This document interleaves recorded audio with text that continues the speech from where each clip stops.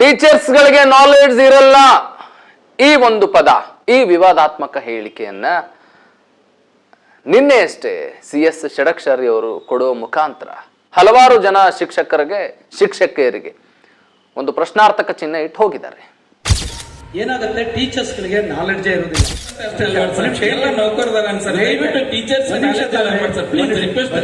ಅವರು ಕೂಡ ಎಲ್ಲರೂ ಇರ್ತಾರೆ.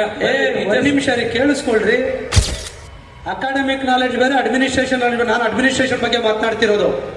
ಕಂಪ್ಯೂಟರ್ ನಾಲೆಡ್ಜ್ ಇದೆಯಂದ್ರೆ ಅವ್ರಿಗೆ ಸೆನ್ಸಸ್ ಅಲ್ಲಿ ಎಷ್ಟು ಸಮಸ್ಯೆ ಆಗಿದೆ ಅವರೇ ಫೇಸ್ ಮಾಡ್ತಿದ್ದು. ಸಮಸ್ಯೆಗಳ ಬಗ್ಗೆ ನಾನು ಹೇಳ್ತಾ ಇರೋದು ಅದ್ರ ಬಗ್ಗೆ. ಆಯ್ತು, ವಿಷಯ ಹೇಳಿದಿರಾ, ಅವ್ರಿಗೆ ಆ ನಾಲೆಡ್ಜ್ ಇರೋದಿಲ್ಲ, ಕಂಪ್ಯೂಟರ್ ನಾಲೆಡ್ಜ್ ಇರೋದಿಲ್ಲ. ನಿನ್ನೆ ಅಷ್ಟೇ ಒಂದು ಸಾಹಿತ್ಯ ಭವನದಲ್ಲಿ ಒಂದು ಕಾರ್ಯಕ್ರಮ ಹಮ್ಮಿಕೊಂಡಿದ್ರು. ಅದು ಸಭೆ ಮತ್ತು ಸಂವಾದ ಕಾರ್ಯಕ್ರಮ ಆಗಿತ್ತು. ಈ ಕಾರ್ಯಕ್ರಮದಲ್ಲಿ HRMS ಮತ್ತು ವೈದ್ಯಕೀಯ ಭತ್ಯೆ ವಿಚಾರವಾಗಿ ಶಿಕ್ಷಕರೊಬ್ಬರು ಪ್ರಶ್ನೆ ಮಾಡ್ತಾ ಇದ್ರು ರಾಜ್ಯಾಧ್ಯಕ್ಷರಿಗೆ. ಅವರು ಬಾಳಪ್ಪ ಕಾಳೆ ಅಂತ ಶಿಕ್ಷಕರು. ಅವರು ಟೀಚರ್ಸ್ ವಿಚಾರವಾಗಿ, HRMS ಮತ್ತು ಒಂದು ವೈದ್ಯಕೀಯ ಭತ್ಯೆ ವಿಚಾರವಾಗಿ ಏನು 500 ರೂಪಾಯಿ ಬರುತ್ತೆ ಆ ವಿಚಾರವಾಗಿ ಪ್ರಶ್ನೆ ಮಾಡ್ತಿರ್ತಕ್ಕಂಥ ಸಂದರ್ಭ ಸರ್ಕಾರಿ ನೌಕರರ ರಾಜ್ಯಾಧ್ಯಕ್ಷ ಆಗಿರ್ತಕ್ಕಂಥ CS ಷಡಕ್ಷರಿ ಅವರು ಒಂದು ಸ್ವಲ್ಪ ತಾಳ್ಮೆಯಿಂದ ಉತ್ತರ ಕೊಟ್ಟು ಬಿಟ್ಟಿದ್ರೆ ಈ ಒಂದು ಕಾಂಟ್ರವರ್ಸಿ ಕ್ರಿಯೇಟ್ ಆಗ್ತಿದ್ದಿಲ್ಲ ಅನ್ಕೊಂತ ಇದ್ದೀನಿ ನಾನು. ಅವ್ರ ಪ್ರಶ್ನೆಗೆ ಇವರು ಉತ್ತರ ಕೊಡೋ ಭರದಲ್ಲಿ ಟೀಚರ್ಸ್ಗಳಿಗೆ ನಾಲೆಡ್ಜ್ ಇರಲ್ಲ ಅನ್ನೋ ಒಂದು ಮಾತು ಹೇಳ್ಬಿಟ್ರು ಅವರು. ಅಂದ್ರೆ ಶಿಕ್ಷಕರಿಗೆ ಅಥವಾ ಶಿಕ್ಷಕಿಯರಿಗೆ ಜ್ಞಾನ ಇರಲ್ಲ ಅಂತ ಹೇಳೋ ಮಾತಲ್ಲಿ ಸ್ವಲ್ಪ ವಿವಾದಾತ್ಮಕ ಸೃಷ್ಟಿ ಆಯ್ತು ಇಲ್ಲಿ. ಷಡಕ್ಷರಿ ಸರ್ ಅವರೇ, ಇವತ್ತು ದೇಶದ ಪ್ರಧಾನಮಂತ್ರಿ ಇರಲಿ ಅಥವಾ ಮುಖ್ಯಮಂತ್ರಿಗಳಿರಲಿ, ರಾಜ್ಯದ ಮುಖ್ಯಮಂತ್ರಿಗಳಿರಲಿ ಅಥವಾ ನೀವೇ ಇರಲಿ, ಪ್ರತಿಯೊಬ್ಬರು ಆ ಸ್ಥಾನಕ್ಕೆ ಹೋಗಿದ್ದಾರೆ ಅಂತಂದ್ರೆ ಒಬ್ಬ ಟೀಚರ್ಸ್ ಕಡೆಯಿಂದಾನೆ ಕಲ್ಕೊಂಡು ಹೋಗಿರ್ತಾರೆ ಸ್ವಾಮಿ. ಎಲ್ಲರೂ ಕಲ್ಕೊಂಡ್ಬಿಟ್ಟು ಬಂದಿರಲ್ಲ ಇಲ್ಲಿ ಮನೆಯಿಂದ.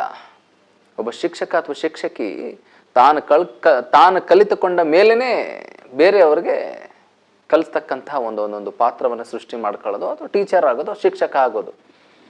ಸೊ ಒಟ್ಟಾರೆ ನೀವು ಕೊಟ್ಟಿರ್ತಕ್ಕಂಥ ಹೇಳಿಕೆ ಹೇಗಿದೆ ಅಂದ್ರೆ ನಿಮ್ಮ ಮನಸ್ಥಿತಿಯನ್ನು ಎತ್ತಿ ಹಿಡಿತಾ ಇದೆ ಅಂತ ಹಲವರು ಪ್ರಶ್ನೆ ಮಾಡ್ತಾ ಇದ್ದಾರೆ. ಬಟ್ ನೇರವಾಗಿ ಯಾರು ಮಾಡ್ತಾ ಇಲ್ಲ. ಸಾಮಾನ್ಯವಾಗಿ ನೇರವಾಗಿ ಮಾಡೋಕ್ಕಾಗಲ್ಲ, ಯಾಕಂದ್ರೆ ನೀವು ಅಧ್ಯಕ್ಷ ಸ್ಥಾನದಲ್ಲಿದ್ದೀರಿ. ನೌಕರರ ಸಮಸ್ಯೆಗೆ ಸಂಬಂಧಪಟ್ಟಂತೆ ಸರ್ಕಾರಿ ನೌಕರರ ಬೇಡಿಕೆಗಳ ನಿಮ್ಮೊಂದನೇ ಇಡ್ಬೇಕಲ್ಲ ರೀ. ನಿಮ್ಗೆ ಏನಾದ್ರೂ ಹೇಳ್ಕೋಬೇಕು ಸಮಸ್ಯೆಗಳನ್ನ. ಸ್ವಲ್ಪ ಆಗಿನ ಸಂದರ್ಭದಲ್ಲಿ ಹೆಂಗಿತ್ತು ಅಂದ್ರೆ ಶಿಕ್ಷಕರು ಅನ್ಬೇಡ್ರಿ ಅಂತ ಕಾಳೆ ಅವರು ವಾದ ಮಾಡಿದ್ರು. ಸ್ವಲ್ಪ ನಾನು ಹೇಳೋದನ್ನ ಕೇಳಿಸ್ಕೊಳ್ರಿ ಅಂತ ಒಂದು ಏರು ಧ್ವನಿಯಲ್ಲಿ CS ಷಡಕ್ಷರಿ ಅವರು ಒಂದು ಪ್ರತ್ಯುತ್ತರ ಕೊಡೋಕ್ಕೆ ಪ್ರಾರಂಭ ಮಾಡಿದ್ರೆ ಏನಂದ್ರೆ, ನಾನು ಹೇಳ್ತಾ ಇದ್ದೆ ಅಕಾಡೆಮಿಕ್ ನಾಲೆಜ್ ಅಲ್ಲ ರೀ, ಅಡ್ಮಿನಿಸ್ಟ್ರೇಷನ್ ನಾಲೆಜು, ಸಿಸ್ಟಮ್ ನಾಲೆಜು. ಎಷ್ಟೋ ಜನ ಶಿಕ್ಷಕರು ನಮ್ಮ ಹತ್ರ ಸಮಸ್ಯೆ ಇಟ್ಕೊಂಡು ಬಂದಿದ್ದಾರೆ ಈ ವಿಚಾರವಾಗಿ ಅಂತ ಒಂದು ಪ್ರತಿರೋಧ ಹೇಳಿದ್ರು. ಆದ್ರೆ ಇಲ್ಲಿ ಏನ್ ಬರುತ್ತೆ ಅಂತಂದ್ರೆ, ಕೊಡ್ತಕ್ಕಂಥ ಒಂದು ಹೇಳಿಕೆ, ಒಂದೇ ಒಂದು ಪದ ಹೊರಗಡೆ ಬರೋದಿರ್ಲಿ, ಎಂಟೈರ್ ಪರ್ಸನಾಲಿಟೀಸ್ನ ಒಂದೊಂದು ಟ್ಯಾಲಿ ಮಾಡಿಬಿಡುತ್ತೆ. ಶಿಕ್ಷಕರ ಮುಂದೆ ಆಗಲಿ, ಟೀಚರ್ಸ್ಗಳ ಮುಂದೆ ಆಗಲಿ. ಶಿಕ್ಷಕರಿಗೆ ಅಥವಾ ಟೀಚರ್ಸ್ಗೆ ನಾಲೆಡ್ಜ್ ಇರಲ್ಲ ಅಂತಂದ್ರೆ ವಾಟ್ ಯು ಮೀನ್?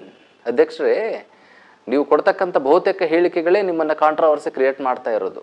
ಪ್ರತಿ ಸರಿ ನಿಮ್ಮ ಹೆಜ್ಜೆಗಳನ್ನು ಗುರುತಿಸ್ಕೊಂಡು ಬಂದಿರತಕ್ಕಂತಹ ನಿಮ್ಮ ನೌಕರ ಸಂಘದವರು ಪ್ರತಿ ಸರಿ ನಿಮ್ಮನ್ನು ಆಯ್ಕೆ ಮಾಡ್ತಾ ಇದ್ದಾರೆ ಅಂತಂದ್ರೆ ಏನೋ ಒಂದು ಅವರಿಗೆ ಅವರುಗಳ ಮನವಿಗೆ, ಅವರುಗಳ ಬೇಡಿಕೆಗಳಿಗೆ, ಅವರುಗಳ ದೂರುಗಳಿಗೆ ಸ್ಪಂದಿಸಿ ಅವ್ರಿಗೆ ನ್ಯಾಯ ಕೊಡಿಸ್ತೀರ ಅನ್ನೋ ಒಂದು ಉದ್ದೇಶ ಮತ್ತು ನಂಬಿಕೆ ಅಷ್ಟೇ.